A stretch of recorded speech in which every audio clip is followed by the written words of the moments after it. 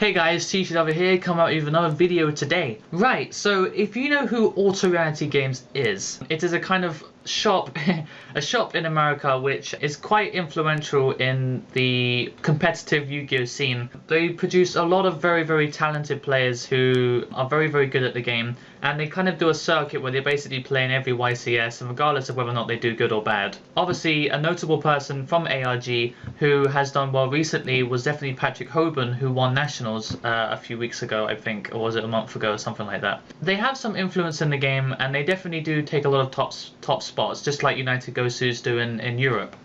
Now, Yugioh, who is a guy who is part of the ARG circuit, he makes a lot of articles, and they're quite good actually, so he's got some kind of like intelligence in the game itself. However, he has decided that YCS Toronto, which was announced a few days ago by Konami, which is going to take place at the end of this month, is a problem, and Yugioh is sort of taking it upon himself to make a website called Occupy Yu-Gi-Oh with a hashtag. Basically, what he wants to do is boycott YCS Toronto.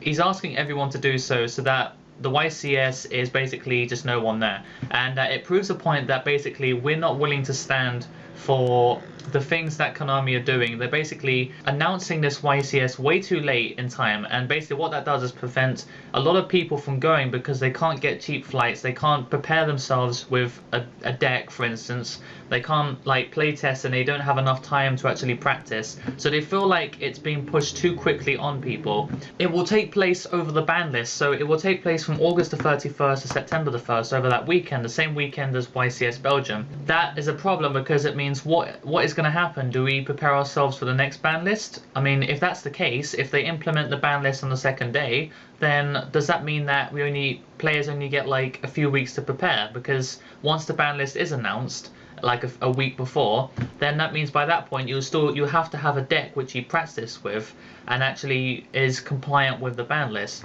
Or are they going to do 2 days where it goes over into the next ban list, but they don't actually include the ban list in the YCS and you just play under the last ban list? We don't know that, and Konami hasn't said anything. And also, the last thing is that Konami haven't actually announced where the venue is, so there's no way for players to actually book a venue and actually get plane tickets cheap now, even though they're not cheap anymore. But there's no way to know where to go. So it's a lot of problems, as in, why is Konami not being organized enough, and why they haven't finalized the venue with the somewhere in Toronto, so that everyone knows where to book their tickets and where to go. I can understand his points, and I feel like he's got an idea, a good idea, and I think, my personal opinion, this whole YCS boycotting thing, it's just not gonna work, okay? I don't want to be mean, but it really isn't gonna fucking work, okay? I know I'm a cynic, right? I'm not going to, I generally don't feel convinced when people try to convince me of something. I just feel, I just have to poke holes and stuff, because I feel like if you don't do that, you're just going to become convinced by something which is really stupid, and then you'll start like, oh yeah, let's boycott YCS Toronto, you know, just do what this guy says, because if he obviously sounds smart, then maybe he will, you know, we'll listen to him, and maybe, you know, it's just stupid, okay?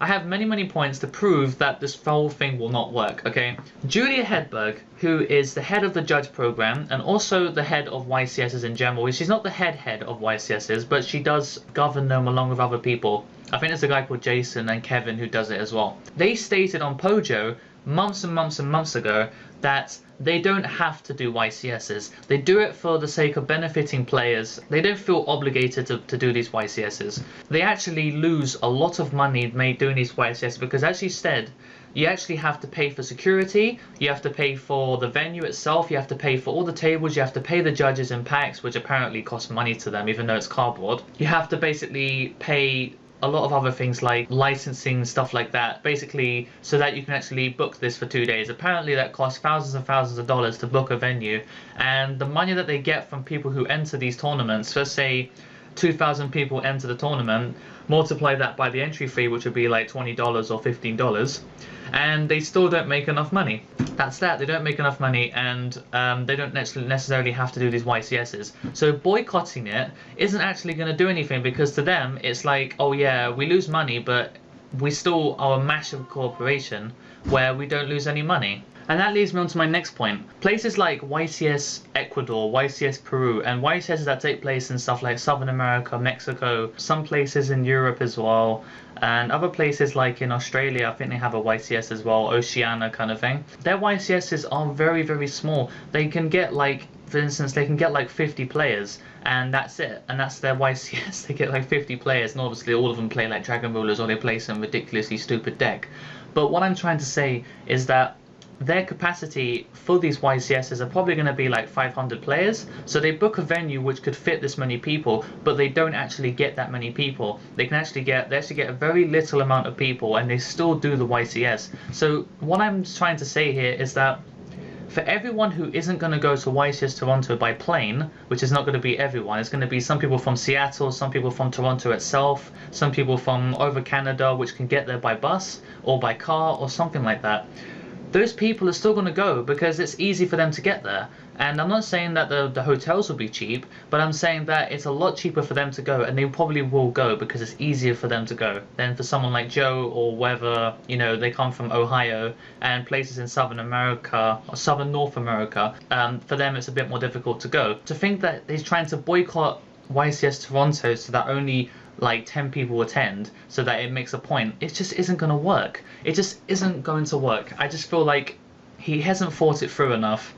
He hasn't realized that there was a lot of things that's going to stop this whole thing from working, and I feel like there's a lot of points still left to go. And I'm going to put my own 2 cents in here. If you can put down $1,000 for a deck, you know, play the best deck of the format, then I think you can pay about half of that, or you can pay all of that again and go to a YCS. I mean, if you've got the money to be putting down for a deck of cards, then clearly you can go to a YCS. I mean, it obviously isn't that much money to you, because clearly $1,000 could be spent on a great computer, or it could be spent doing other things, you know, buying clothes, doing, I don't know, other things. But if you want to put that money down into a deck, then clearly you'll be willing to go to YCS Toronto regardless of how much it will cost you. And the last thing I feel is that Joe himself, I respect him like I respected Simon He, okay? I felt like he was a really good player, and he really took a spin on certain decks. He's always going to be the hero player, you know? He's a really good player. But I just feel like he hasn't got the kind of influence to be trying something like this. I just feel like he's coming across as way too egotistical and way too big of himself to think that he could actually pull this off. I just don't think he's actually done it right. I think he needs to get the support of everyone from ARG to actually put this ahead and actually show Konami that we could boycott them but do it right. But him himself trying to convince everyone, it's just a little bit too up his own arse kind of thing. And I feel like people are going to catch on to this and say, who the hell do you think you are trying to tell us what to do? You haven't got this kind of influence to do so. So I feel like all these little holes that I'm poking in here are the reasons why Occupy Yugioh will not work. And if you feel like it will work, if you feel like you can back it and feel like you're confident that it will work, then definitely do comment down below and tell me otherwise. I hope you guys enjoyed watching this video, and don't forget to like, comment and subscribe. And if you have subscribed recently, you've been great. So until next time guys, the Thetcglover is out.